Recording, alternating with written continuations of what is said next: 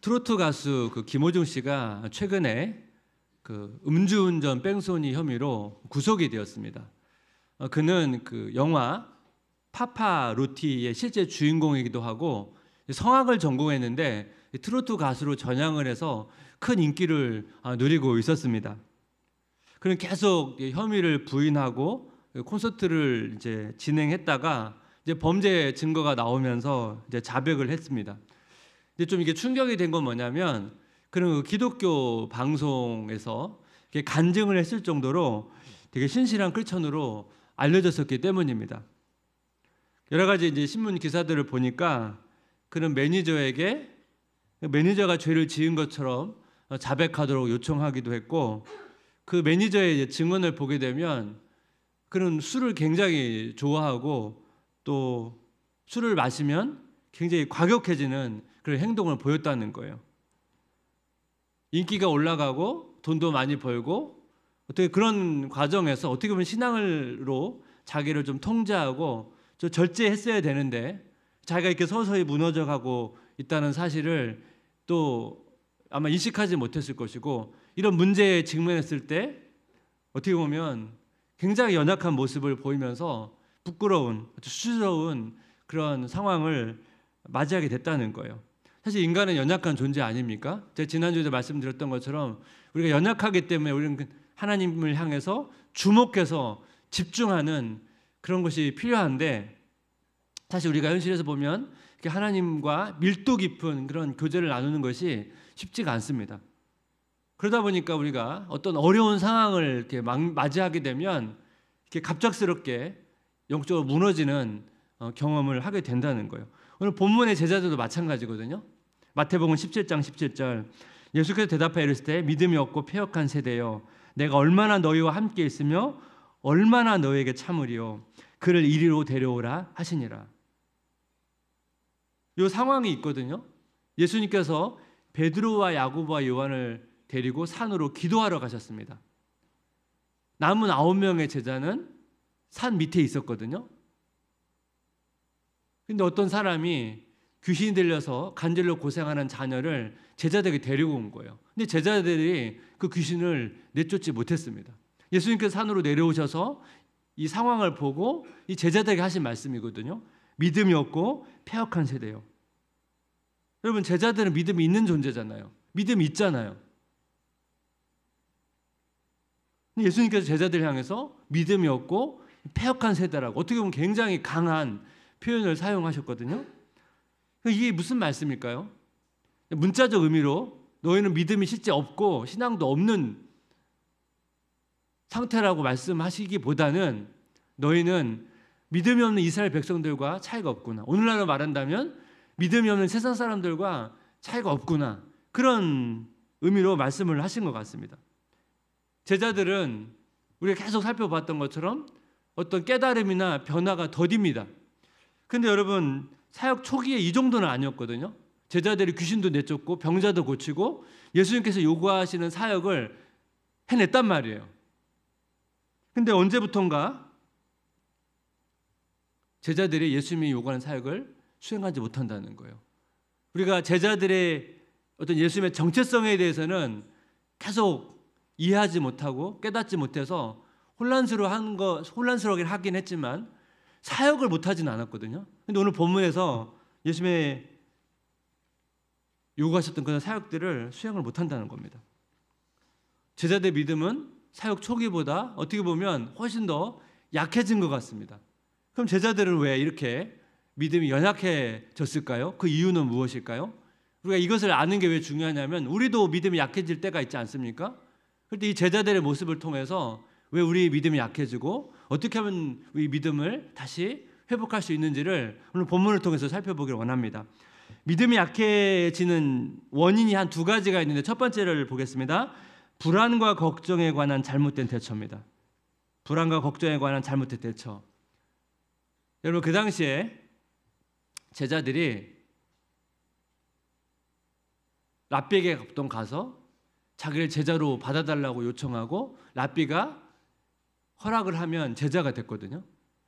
근데 예수님께서는 이런 사회적인 그 당시 어떤 문화를 거부하고 직접 제자들을 컨택해서 불렀습니다.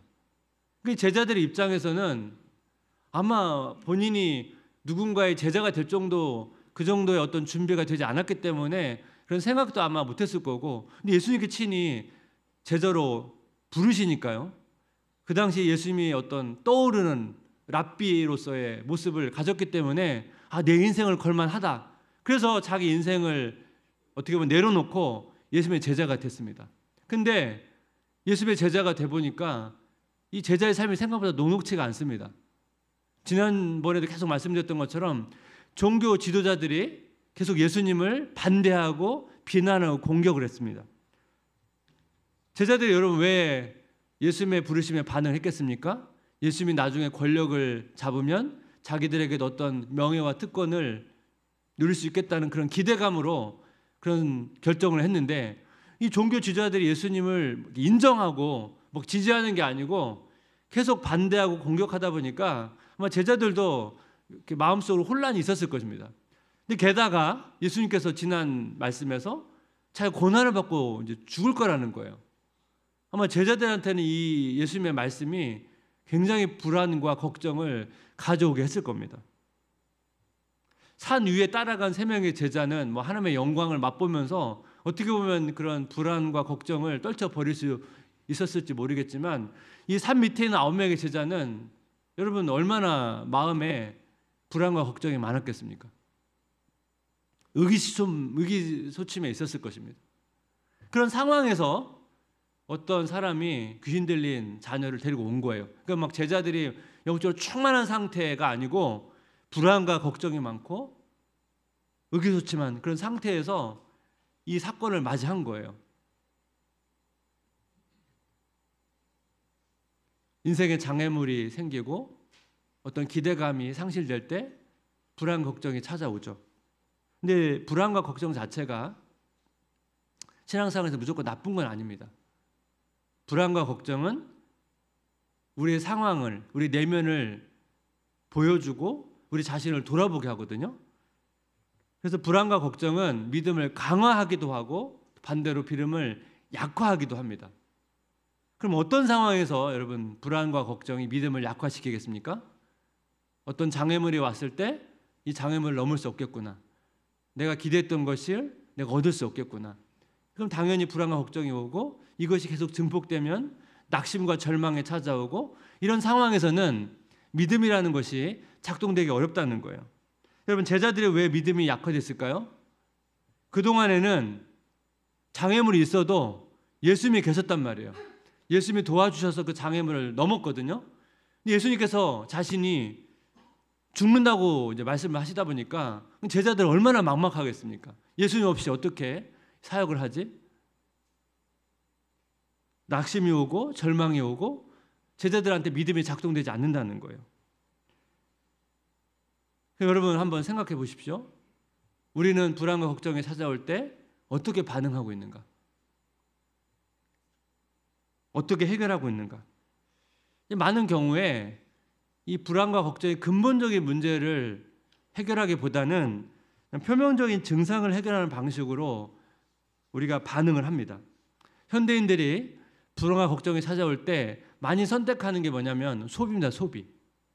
소비는 여러 가지 이제 의미가 담겨 있는데, 예를 들면 이런 거예요. 워낙 경쟁 사회고 그런 경쟁 속에서 뭔가 뒤처질 것 같은 그런 불안과 걱정이 있다 보니까 보통 현대인들이 이런 스트레스를 받을 때 어떻게 해결합니까? 여러 가지가 있겠지만 예를 든다면 핸드폰 이런 걸 한단 말이에요. 영상. 이 핸드폰과 친구가 되어서 핸드폰과 시간을 보내면 그 시간만큼 불안과 걱정이 없거든요. 그 시간만큼은 불안과 걱정을 떨쳐버릴 수가 있는데, 문제는 뭡니까? 핸드폰을 끝내면 다시 불안과 걱정이 찾아온다는 거예요. 그러니까 핸드폰이 불안과 걱정을 해결하는 게 아니고 불안과 걱정을 연기시키는 거거든요. 그러니까 다시 핸드폰을 끄면, 중단하면 불안 걱정이 다시 찾아오고, 또 이것이 계속 반복되다 보면 우울감이 찾아오고, 이 모든 과정들이 무의식 속에서 진행되다 보니까 사실 근본적인 문제를 우리가 해결하지 못한다는 거예요.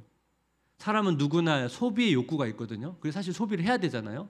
근데 불안과 걱정이 많은 사람이 훨씬 더 이 소부 욕구가 강하다는 거예요. 뭔가 떨쳐버리고 싶으니까. 소비를 하게 되면 뭔가 들어오잖아요. 손에 잡히고 뭔가 입에 채워지고, 그러면 일단 그런 불안과 걱정을 떨쳐버릴 수 있거든요. 근데 이게 문제는 뭐입니까? 잠시뿐이라는 거예요. 잠시. 그리고 다시 불안과 걱정이 찾아오고. 이런 환경에서는 믿음이 작동되기 어렵다는 거예요. 그럼 불안과 걱정이 찾아올 때 난 어떻게 반응하는가? 믿음을 강화시키는 선택을 하고 있는가? 믿음을 약화시키는 선택을 하고 있는가? 믿음을 강화시키는 선택을 한 사람을 한번 성경에서 찾아보면 좋을 텐데, 시편 42편 5절인데요. 시편 기자가 어떻게 반응하는지 한번 같이 읽겠습니다. 내 영혼아, 내가 어찌하여 낙심하며 어찌하여 내 속에서 불안해하는가? 너는 하나님께 소망을 두라. 그가 나타나 도우심으로 말미암아 내가 여전히 찬송하리로다. 불안과 낙심이 찾아왔습니다. 어떻게 반응하죠? 하나님께 소망을 두고 하나님께 찬양을 해요. 여기 보면 여전이라는 표현이 있는데, 이 표현이 두 가지 의미가 있습니다. 첫 번째는 지속의 의미입니다. 지속의 의미. 불안과 낙심이 찾아올 때 나는 지속해서 하나님을 찬양하겠다, 이런 의미가 있고, 두 번째는 뭐냐면 다시의 의미예요. 다시. 불안과 낙심이 찾아올 때 내가 다시 하나님을 찬양하겠다. 두 가지 의미 다 뉘앙스는 다르지만 지속해서 찬양한다는 거나 다시 하나님을 찬양한다는 거나, 다 이 두 가지 모두 불안과 낙심이 찾아올 때 믿음을 강화시키는 방법이라는 거예요. 찬양은 믿음을 강화시키는 경건의 효과적인 도구입니다. 하나님께서 우리 찬양 가운데 거하시거든요. 그래서 시편 22편 3절 말씀을 보면 함께 같이 읽겠습니다. 이스라엘의 찬송 중에 계시는 주여, 주는 거룩하시니이다. 하나님께서 우리 찬송 중에 거하신다고 말씀하시거든요. 많은 성도님들이 되게 마음이 힘들 때 찬양을 통해서 회복한다는 그런 고백을 많이 저는 듣습니다. 여러분, 마음이 힘들 때, 불안 걱정이 찾아올 때 여러분 찬양하십시오. 찬양은 능력입니다. 찬양은 우리의 마음을 회복시키고 우리 믿음을 강화시키는 아주 좋은 도구거든요. 찬양을 많이 부르십시오. 믿음이 약화되는 원인 두 번째는 뭐냐면 이 반복된 경험에서 오는 자기 확신이에요. 제자들이 귀신을 내쫓지 못하고 예수님께 찾아가서 묻습니다. 왜 우리가 귀신을 내쫓지 못했습니까? 마태복음 17장 20절 말씀을 보니까 이르시되 너희 믿음이 작은 까닭이니라. 진실로 너희에게 이르노니 만일 너희에게 믿음이 겨자씨 한 알만큼만 있어도 이 산을 명하여 여기서 저기로 옮겨지라 하면 옮겨질 것이요 또 너희가 못할 것이 없으리라. 사실 이 말씀을 여러분 읽으면 사실 좀 약간 논리적 안 맞는 것처럼 보입니다. 너희 믿음이 작아서 귀신을 내쫓지 못한다고 말씀해놓고 이어서 말씀을 보니까 겨자씨 하나만큼의 믿음만 있으면 산을 옮긴대요. 사실 원래 여러분 논리적인 설명이 되려면 이렇게 설명을 해야 되거든요. 너희 믿음이 작아서, 너희 믿음이 겨자씨 하나만큼밖에 안 돼서 귀신 내쫓지 못했어. 근데 만일 너희 믿음이 커지면, 너희 믿음이 자라면 귀신을 내쫓을 수 있어. 이렇게 말씀을 해야 논리적 흐름이 맞거든요. 근데 예수님께서 그렇게 말씀하지 않았단 말이에요. 예수님께서 이상한 말씀을 하시지는 않으시니까. 그럼 겨자씨 하나만큼의 믿음이 뭘까요? 이 겨자씨 하나만큼 믿음은 믿음의 자금을 의미하는 게 아닙니다. 믿음의 자금을 의미하면 이 말씀 자체가 논리적 모순이 생기거든요. 그럼 겨자씨 하나만큼의 믿음은 뭘까요? 쉽게 이해를 하면 이거는 어린 아이가 철저히 부모님께 의존하는 그런 순전한 믿음을 의미합니다. 어린 아이는 홀로 독립을 못해요. 부모님을 통해서만 자기가 원하는 걸 받을 수 있어요. 그래서 아이는 철저히 의존적인 그런 모습이잖아요. 바로 그런 믿음을 말하는 겁니다. 하나님께 철저히 의존하는 순전한 믿음, 이게 겨자씨 하나만큼의 믿음이에요. 여러분, 그럼 제자를 한번 보십시오. 제자가 처음에 예수님의 사역을 지켜만 봤습니다. 예수님께서 귀신을 내쫓고 병자를 고치는 것을 관찰했거든요. 근데 어느 시점에 예수님께 제자를 파송해요. 그럼 제자들이 직접 병자도 고치고 귀신도 내쫓아야 되거든요. 여러분 제자들이 얼마나 여러분 두려움이 있고 불안과 걱정이 많았겠습니까? 이스라엘 백성들이 갔는데 병자를 고치지 못하면 어떡하지? 귀신을 내쫓지 못하면 어떡하지? 여러분 얼마나 제자들 마음 가운데 그런 두려움이 있었겠습니까? 그러다 보니까 제자들은 예수님을 의지했을 거란 말이에요. 이 겨자씨 한 알만큼의 믿음이 작동이 돼요. 근데 여러분 시간이 점점 지나면서 제자들이 병자를 고치는 거예요. 귀신을 내쫓는 거예요. 그러다 보니까 이게 가능하잖아요. 그러니까 불안과 걱정이 없어졌을 거예요. 여러분 불안과 걱정이 없어지는 건 좋은 거거든요. 그런데 문제는 뭡니까? 불안과 걱정이 없어지는 건 좋은데 시간이 지나면서 예수님을 의지하지 않는 거예요. 되니까요. 경험이 계속 쌓이면서 하니까 되니까요. 되지 않으면 다시 처음 마음으로 돌아가서 예수님을 의지하면서 나아가야 되는데 제자들은 그걸 잃어버렸다는 거예요. 마태복음 17장 19절 한번 같이 읽어볼까요? 이때 제자들이 조용히 예수께 나와 이르되 우리는 어찌하여 쫓아내지 못하였나이까. 여러분 이 귀신을 내쫓고 병자를 고치는 거 하나님의 능력을 하는 거잖아요. 자기들이 하는 게 아니잖아요. 근데 제자들은 왜 내가 안 됩니까? 왜 우리가 하지 못합니까? 그렇게 고백을 하고 있다는 겁니다. 제가 문장 하나를 또 만들었는데 제가 그냥 읽어드릴게요. 우리는 경험이 쌓이면 쌓일수록 예수님을 향한 신뢰는 줄어들고 자기 확신이 강해질 수 있다는 겁니다. 우리는 경험이 쌓이면 쌓일수록 예수님을 향한 신뢰는 줄어들고 자기 확신이 강해질 수 있다는 거예요. 특히 여러분 불안과 걱정이 많아지면 더 자기 힘이 많이 들어갑니다. 오히려 힘을 빼야 되는데 불안하고 걱정이 많으니까 더 힘이 많이 들어가고 자기가 해결하려고 하고 그러다 보니까 오히려 믿음이 더 작동되기 어렵다는 거예요. 성경의 한 사례를 가지고 이 문제를 좀 다루기를 원하는데 사사기를 보게 되면 우리를 좀 점검할 만한 중요한 사건이 하나 있습니다. 사사기 후반부에 그 레위인과 그 첩이 그 베냐민 지파의 기브아 지역을 통과하는데요. 이 기브아 사람들이 이 레위인의 첩에 욕을 보이고 죽였습니다. 그래서 이 레위인이 그 첩을 토막을 내가지고 12지파에 보내거든요. 이스라엘 백성이 이 사건을 보고 어떻게 반응하는지 보십시오. 사사기 20장 9절 10절입니다. 우리가 이제 기브아 사람에게 이렇게 행하리니 곧 제비를 뽑아서 그들을 치되 우리가 이스라엘 모든 지파 중에서 100명의 10명, 1000명의 100명, 10,000명의 1000명을 뽑아 그 백성을 위하여 양식을 준비하고 그들에게 베냐민의 기브아에 가서 그 무리가 이스라엘 중에서 망령된 일을 행한 대로 징계하게 하리라 하니라.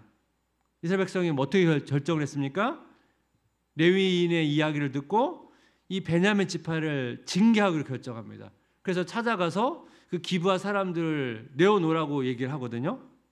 근데 베냐민 지파가 어떻게 반응하냐면 이스라엘 백성과 전쟁하기로 결정합니다.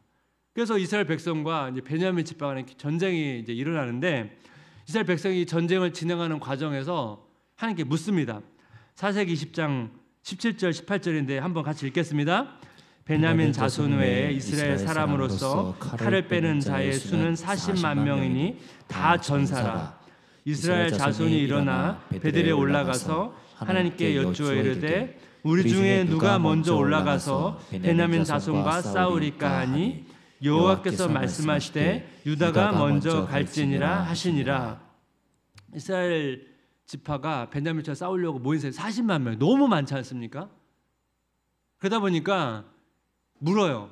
어느 지파가 먼저 올라가서 싸우면 좋겠습니까? 하나님께서 유다 지파가 먼저 올라가라고.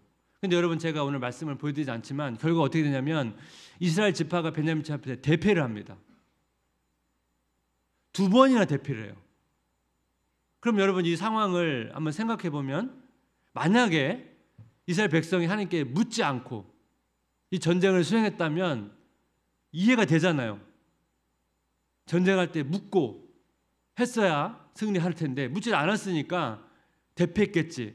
근데 물었단 말이에요. 그리고 하나님께서 유다 지파가 먼저 올라가라고 답까지 줬단 말이에요. 그런데 2번이나 대표를 했거든요. 그렇다면 여기에는 이스라엘 백성 가운데 심각한 문제가 있다는 것을 이야기하고 있는 거예요. 어떤 문제가 있었습니까? 이 이스라엘 백성이 레위인의 말을 듣고 이 베냐민 지파를 심판하기로 결정을 하는데 이 모든 과정에서 자세히 이걸 살피질 않습니다. 그리고 베냐민 지파도 자기 지파 기브아 사람을 보호하려고 전쟁하기로 그냥 결정을 합니다. 이스라엘 백성이나 베냐민 지파나 이 모든 과정에서 면밀히 살피지 않고 하나님의 뜻을 묻지 않아요. 전쟁을 해도 되는지 뜻을 묻지 않고 이스라엘 백성은 이미 전쟁하기로 결심하고 결정하고 그 다음에 전쟁을 어떻게 할지 하는 게 묻거든요. 여기서 중요한 교훈은 얻죠. 여러분 아무리 옳은 일처럼 보이고 그래서 우리가 결정을 다하고 그 다음에 여러분 하나님께 묻는 것은 아무리 옳아 보여도 하나님의 싼이 있다 할지라도 하나님의 인도를 받지 못할 수 있다는 거예요. 하나님의 인도가 아닐 수 있다는 거예요.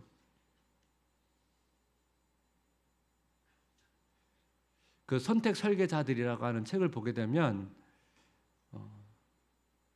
뭐랄까 자기 확신으로 잘못된 결정을 한 사례들을 이렇게 많이 보여주는데 그 중에 이제 제가 기억나는 한 사건이 있는데 그 넷플릭스가 2000년 초반에 그 사업에 굉장히 어려움이 많았습니다.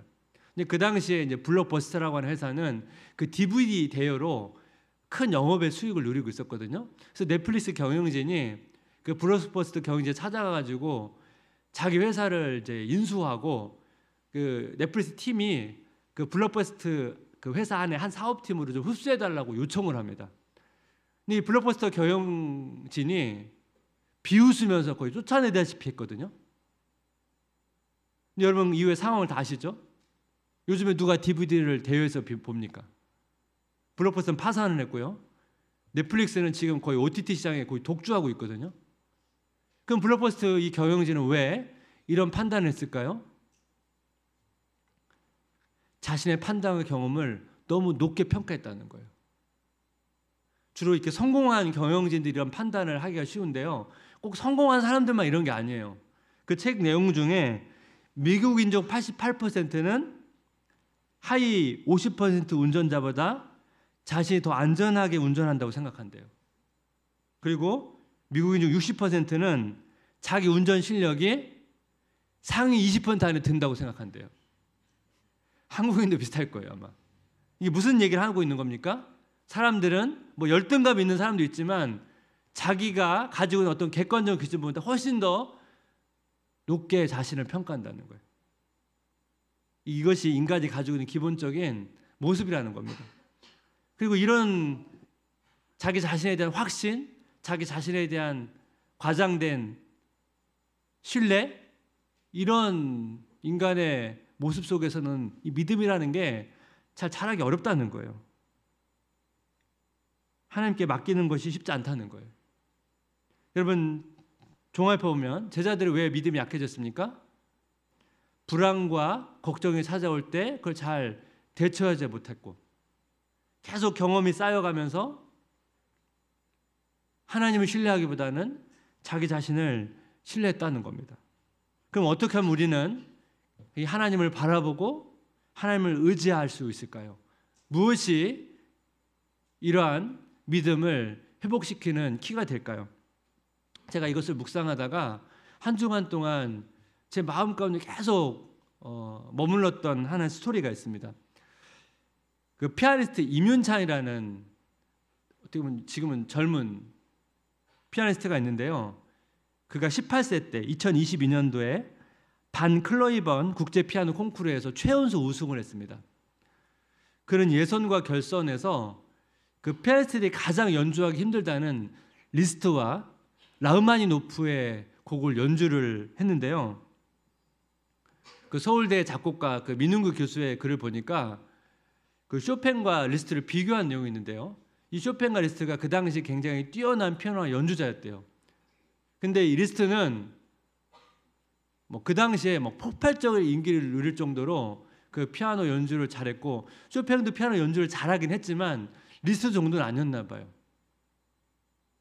근데 쇼팽은 워낙 이제 아름다운 피아노 곡을 많이 남기다 보니까 후대에 갈수록 리스트보다는 쇼팽이 더 이제 많은 사람들이 쇼팽을 좋아하고 인기를 누리게 됐는데요. 리스트도 피아노 곡을 작곡을 했는데 본인이 워낙 피아노를 잘 치다 보니까 그 슈만이라고 하는 작곡가는 리스트의 곡은 리스트만 소화할 수 있다, 그렇게 말할 정도로 리스트 곡을 연주하는 것이 어렵다는 거예요. 근데 이문찬이 그렇게 어렵다는 리스트와 라흐마니노프의 곡을 거의 완벽에 가깝게 연주를 했습니다. 특히 바로 마지막 경연에서는 라흐마니노프 피아노 협주곡을 연주를 했는데요. 그 지휘자가 연주를 마치고 눈물을 흘릴 정도로 그 이문찬의 연주를 되게 극찬했거든요. 근데 중요한 건 뭐냐면 이 18세 이 어린 나이에 어떻게 하면 그 어려운 곡을 처음부터 끝까지 집중력을 잃지 않고 그 파워를 유지하면서 연주했을까? 그래서 많은 그 피아니스트들이 그 이문찬의 연주를 보고 놀란다는 거예요. 보통 그렇게 힘든 곡은 뒤로 가면 집중력이 떨어지고 그렇게 되는데 마지막까지 그걸 유지하는 걸 보면서 다 놀랐다는 거예요. 그래서 저는 어떻게 하면 그런 연주를 할 수 있을까? 그 비결이 뭘까? 저는 이제 궁금해가지고 제가 그 이문찬의 어떤 인터뷰를 한 것을 보고 제가 그 답을 찾았거든요. 그 인터뷰 내용 중에 무슨 내용이 있냐면 자기가 피아노 연습을 어떻게 하는지 이렇게 설명하는 내용이 있거든요. 우리가 이제 악보 이런 걸 보게 되면 오선지에 그 뭐 음표들이 그려잖아요. 그럼 한 마디 안에 음표가 몇 개 그려있지 않습니까? 그럼 피아노 연습을 어떻게 하냐면 첫 번째 음을 이제 건반으로 친대요. 그리고 첫 번째 음을 치면 소리가 나잖아요. 그 소리를 듣는데 그 소리가 자기 심장을 강타할 때까지 그 음만 계속 누른대요. 그러다가 그 음을 찾으면 자기 심장을 강타하는 소리를 찾으면 두 번째 음으로 넘어간대요. 그걸 반복하는 거예요. 그리고 두 번째 음이 자기 심장을 강타하면 첫 번째 음과 두 번째 음을 연속해서 친대요. 연속해서 쳤는데 자기 심장을 감탄하는 그 소리가 나오면 세 번째 음으로 넘어간대요. 그래서 두 마디 연습하는데 2시간 걸렸대요. 두 마디. 저는 그 18세 되게 어린 나이에 그 연습하는 그 과정의 얘기를 듣고 사실 좀 충격을 받았습니다. 저는 이제 목회자니까 나는 하나님의 말씀을 전하는 목회자로서 나는 정말 하나님의 그 한 구절의 말씀을 정말 내 영혼이 강타할 때까지 그렇게 말씀을 곱씹고 묵상했는가? 한 구절이 내 영혼을 강타하면 그 다음 구절로 넘어가고 그 다음 구절이 내 영혼을 강타하면 그 다음 구절로 넘어가고 그렇게까지 내가 말씀과 씨름하면서 묵상했는가? 그런 생각을 하면서 계속 한 주간 동안 내 심장을 강타할 때까지 내 영혼을 강타할 때까지 이 표현이 계속 제 마음과 머릿속에서 맴돌았습니다. 여러분, 이문찬이 어떻게 그 어려운 걸 처음부터 끝까지 집중력을 잃지 않고 힘을 유지하면서 갈 수 있습니까? 자기 심장을 강타하는 금을 계속 이어갔기 때문에 그런 거거든요. 우리의 신앙생활에 적용해 본다면 우리가 어떻게 이 힘든 이 세상 속에서 영적의 중심을 지키면서 믿음으로 끝까지 살아낼 수 있습니까? 하나님의 말씀이 우리 영혼을 강타할 때까지 그 말씀을 묵상하는 것. 그래서 매일매일 내 영혼을 강타하는 말씀을 매일매일 이어가면 우리가 이 믿음의 삶을 살아낼 수 있는 거죠. 여러분, 하나님께 의탁하는 거 우리 힘으로 되는 게 아니거든요. 은혜로 되는 거거든요. 근데 여러분, 말씀이 우리 영혼을 치고 강타하면 이 하나님께 의탁하는 거 가능합니다. 은혜를 받기 때문에 가능하거든요. 이것이 왜 중요하냐면 이것이 예수님께서 말씀하신 이 겨자씨 한 알만큼의 믿음이에요. 이 한 말씀이라도 내 영혼을 강타하면 우리가 하나님을 의탁할 수 있고 하나님을 신뢰할 수 있고 맡길 수 있거든요. 그러면 우리가 아무리 부족하고 연약해도 우리가 하나님의 맡겨진 일들을 감당할 수 있다는 겁니다. 이번 한 주간 동안 이 믿음이 작동되는 은혜 주시기를 주님의 이름으로 기도하고 축복합니다. 우리 같이 우리 말씀을 담은 찬양으로 같이 고백하면 좋겠습니다. 내 아버지 그 품 안에서, 내 아버지 그 품 안에서 내 영혼은 안전합니다. 내 영혼은 안전합니다. 주 손길로 주 손길로 내 삶을 안으시니 내 삶을 안으시니 그 평강이 그 평강이 나를 덮습니다. 우리 다시 한번 고백할까요? 내 아버지 내 아버지 그 품 안에서 내 영혼은 안전합니다. 내 영혼은 안전합니다. 주 손길로 내 삶을 안으시니 주 손길로 내 삶을 안으시니 그 평강이 나를 덮습니다. 나 비록 넘어지며 나 비록 넘어지며 흔들리지만 흔들리지만 주 내 안에 거하며 주 내 안에 거하며 나를 붙드시니 나를 붙드시니 내 생각을 내 생각을 주께로 돌리고 주께로 돌리고 주시는 평강의 옷을 입습니다. 주시는 평강의 옷을 입습니다. 주 약속 안에서 주 약속 안에서 내 영혼 평안에 내 영혼 평안에 내 뜻보다 크신 주님에게 보다 크신 주님에게 나 신뢰해 나 신뢰해 두려움 다 내려놓고 두려움 다 내려놓고 주님만 의지해 주님만 의지해 주 안에서 주 안에서 내 영혼 안전합니다.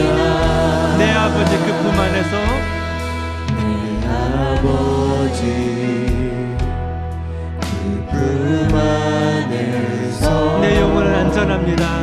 내 영혼은 안전합니다. 주 손길로 내 삶을 안으시니 주 손길로 내 삶을 안으시니 그 평강이 나를 덮습니다. 그 평강이 나를 덮습니다. 나 비록 넘어지며 나 비록 넘어지며 흔들리지만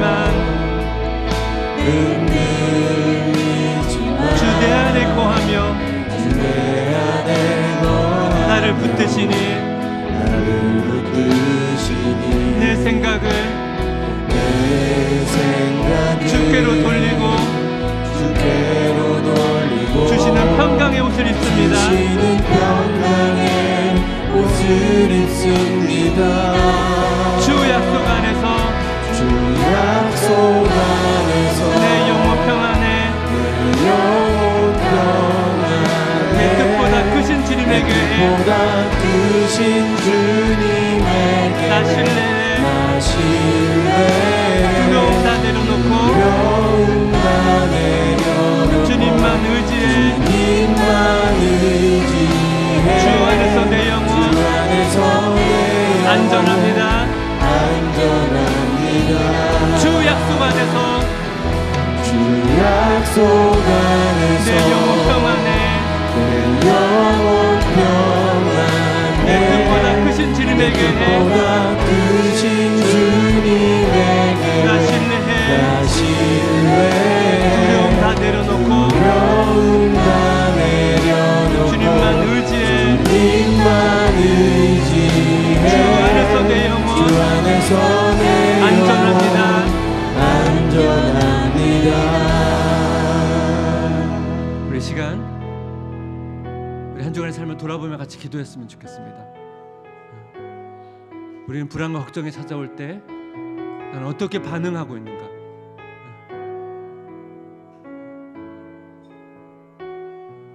사사기에 나온 이스라엘 백성들처럼 이미 다 결정해놓고 그리고 하나님께 나아가 하나님께 묻고 있지는 않는가? 우리 안에 경험이 쌓이고 많이 알면 알수록 오히려 힘을 더 빼고 마치 처음 그걸 맞는 것처럼 내가 하나님을 의존하면서 하나님께 맡기면 내가 그렇게 나아가고 있는가? 이 시간 같이 기도할 때 하나님, 내 안에 힘이 많이 들어갑니다. 불안과 걱정이 찾아올 때 하나님을 바라보지 못하고 하나님을 찬양하지 못하고 말씀을 붙들지 못하고 자꾸 다른 방법들을 향하여 내가 손을 뻗을 때가 많습니다. 하나님, 내 영혼을 긍휼히 여겨 주시옵소서. 이 시간 하나님 기도합니다. 하나님, 내 안에 찬양을 주시고 말씀을 허락해 주시고 단 한 말씀이라도 내 영혼을 강타하고 내 영혼을 꿰뚫는다면 그 말씀 붙들고 내가 하나님을 의지하며 나아가겠습니다. 하나님께 의탁하며 나아가겠습니다. 이 은혜를 허락해 달라고 같이 간절하게 하나님께 부르짖으며 기도하기를 원합니다. 함께 기도합니다.